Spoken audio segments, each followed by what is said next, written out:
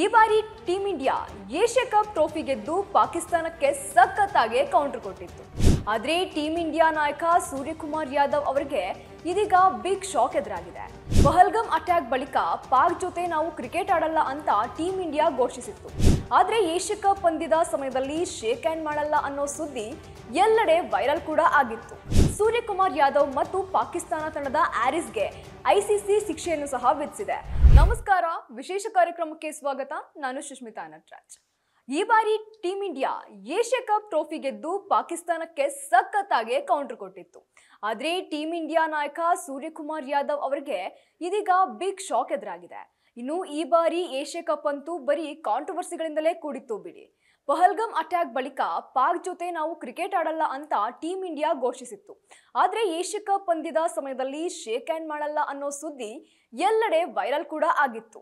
ಪಂದ್ಯಗಳ ವೇಳೆ ನಡೆದಿದ್ದಂತಹ ವಿವಾದಾತ್ಮಕ ಘಟನೆಗಳ ಹಿನ್ನೆಲೆಯಲ್ಲಿ ಭಾರತ ಟಿ20 ತಂಡದ ನಾಯಕ ಸೂರ್ಯಕುಮಾರ್ ಯಾದವ್ ಮತ್ತು ಪಾಕಿಸ್ತಾನ ತಂಡದ ಆರಿಸ್ಗೆ ಐಸಿಸಿ ಶಿಕ್ಷೆಯನ್ನು ಸಹ ವಿಧಿಸಿದೆ. ಇನ್ನು ಭಾರತ ಮತ್ತು ಪಾಕಿಸ್ತಾನದ ನಡುವೆ ನಡೆದಂತಹ ಏಷ್ಯಾ ಕಪ್ 2025ರ 3 ಪಂದ್ಯಗಳಲ್ಲಿ ಟೀಮ್ ಇಂಡಿಯಾ ನಾಯಕರು ನೀತಿ ಸಂಹಿತೆಯನ್ನ ಉಲ್ಲಂಘನೆ ಮಾಡಿದ್ದಕ್ಕೆ ಕ್ರಿಕೆಟ್ ಮಂಡಳಿ ಶಿಕ್ಷೆಯನ್ನು ಸಹ ವಿಧಿಸಿ ಅಧಿಕೃತ ಘೋಷಣೆಯನ್ನು ಸಹ ಮಾಡಿತ್ತು. ಭಾರತ ಮತ್ತು ಪಾಕಿಸ್ತಾನ ಎರಡು ಟೀಮ್ ಇಂಡಿಯಾ ಏಷ್ಯಾ ಕಪ್ 3 ಪಂದ್ಯಾವಳಿಗಳಲ್ಲಿ ಪರಸ್ಪರ ಮುಖಾಮುಖಿಯಾಗಿವೆ. ಪರಸ್ಪರ ಮುಖಾಮುಖಿಯಾದಂತಹ ಪಂದ್ಯಗಳು ಸೆಪ್ಟೆಂಬರ್ 14ರಂದು ಗುಂಪು ಹಂತದಲ್ಲಿ ಮೊದಲ ಪಂದ್ಯ ಮತ್ತು ಸೆಪ್ಟೆಂಬರ್ 18ರಂದು ಸೂಪರ್ 4 ಹಂತದಲ್ಲಿ ಮತ್ತು ಅಂತಿಮವಾಗಿ ಸೆಪ್ಟೆಂಬರ್ 28ರಂದು ಫೈನಲ್ ಆಗಿ ಸೆಣಸಾಡಿದ್ವು. 2025ರ ಏಷ್ಯಾ ಕಪ್ ಟೂರ್ನಿಯಲ್ಲಿ ಭುಗಿಲೆದ್ದಿದ್ದ ಹಲವಾರು ವಿವಾದಗಳಿಗೆ ಅಂತಾರಾಷ್ಟ್ರೀಯ ಕ್ರಿಕೆಟ್ ಕೌನ್ಸಿಲ್ ನವೆಂಬರ್ 4ರಂದು ಶಿಕ್ಷೆಯನ್ನು ಸಹ ಪ್ರಕಟಿಸಿದೆ.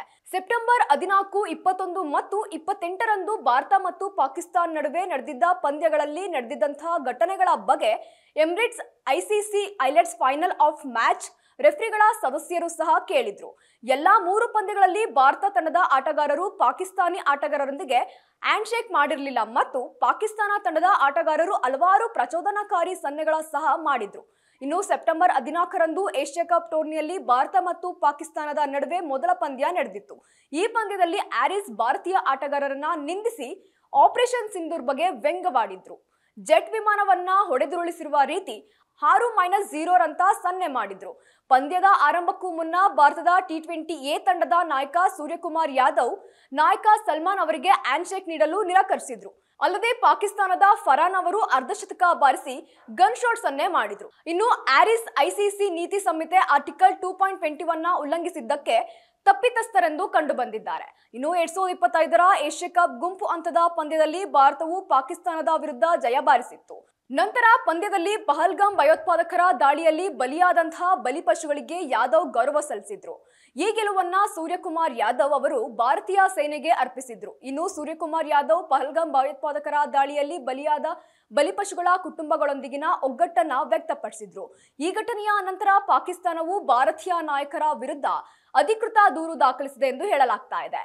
ಐಸಿಸಿ ಹೇಳಿಕೆಯಲ್ಲಿ ಸೂರ್ಯಕುಮಾರ್ ಯಾದವ್ ಐಸಿಸಿ ನೀತಿ ಸಂಹಿತೆ ಆರ್ಟಿಕಲ್ 2.21 ಉಲ್ಲಂಘಿಸಿದ್ದಕ್ಕಾಗಿ ತಪ್ಪಿತಸ್ಥರೆಂದು ಮೇಲ್ನೋಟಕ್ಕೆ ಕಂಡು ಬಂದಿದ್ದು, ಇದು ಪಂದ್ಯಕ್ಕೆ ಅಪಖ್ಯಾತಿ ತರುವಂತಹ ನಡವಳಿಕೆಯಾಗಿದೆ ಎಂದು ಯಾದವ್ ಅವರಿಗೆ ಪಂದ್ಯ ಶುಲ್ಕ 30% ದಂಡ ಮತ್ತು 2 ಡಿಮೆರಿಟ್ ಅಂಕಗಳನ್ನ ನೀಡಲಾಗಿದೆ. ಪಾಕಿಸ್ತಾನದ ಪ್ರಖ್ಯಾತ ಬೌಲರ್ ಆರಿಸ್ ರವರಿಗೆ ಕಠಿಣ ಶಿಕ್ಷೆ ನೀಡಲಾಗಿದೆ ಮತ್ತು ಇದೇ ವೇಳೆ ತಂಡದ ಸಹ ಆಟಗಾರನೊಂದಿಗೆ ಫರಾನ್ ಅವರಿಗೆ ಎಚ್ಚರಿಕೆ ಸಹ ನೀಡಲಾಗಿದೆ ಎಂದು ಹೇಳಿಕೆಯಾಗಿದೆ. ಸೆಪ್ಟೆಂಬರ್ 14 ಮತ್ತು 28ರಂದು ನಡೆದ ಪಂದ್ಯಗಳಲ್ಲಿ ಆರಿಸ್ ಅವರನ್ನ ನಿಷೇಧಿತ ಆಟಗಾರನೆಂದೇ ಘೋಷಿಸಲಾಗಿದೆ.